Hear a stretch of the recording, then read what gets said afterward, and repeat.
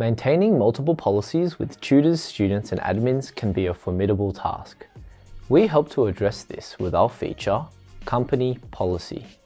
Navigating through the maze of policy agreements and ensuring compliance can be daunting. That's where our Company Policy feature steps in. We've created a dedicated space where all policy agreements can be added to, edited, and tracked. These policies may relate to students, tutors, admins, or all of them. Let's dive into this. To start off, we're going to look at the refund policy. So let's click on it down here. And if we notice and look through it, we'll be able to see the fact that it's called the refund policy.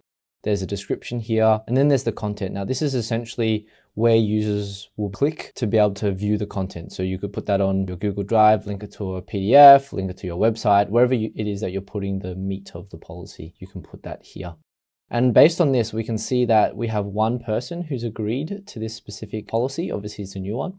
And then if we look at the missing, it'll essentially show you a list of a bunch of users who haven't agreed to the policy yet. So this is probably something that you would need to follow up on, maybe a week or two after the policy has gone out live. So let's discuss the creation of a policy. So in the top right-hand corner, we can click on the Create Policy.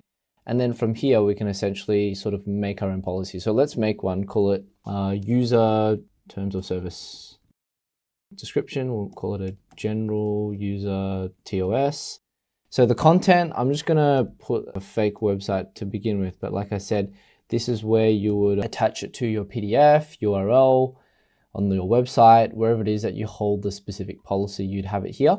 And then here you would target the specific profiles of the people who you want to get. So in this case, I'm giving it to users, but equally I could give it to admins, tutors, everyone. And when I click submit, it'll sort of load in.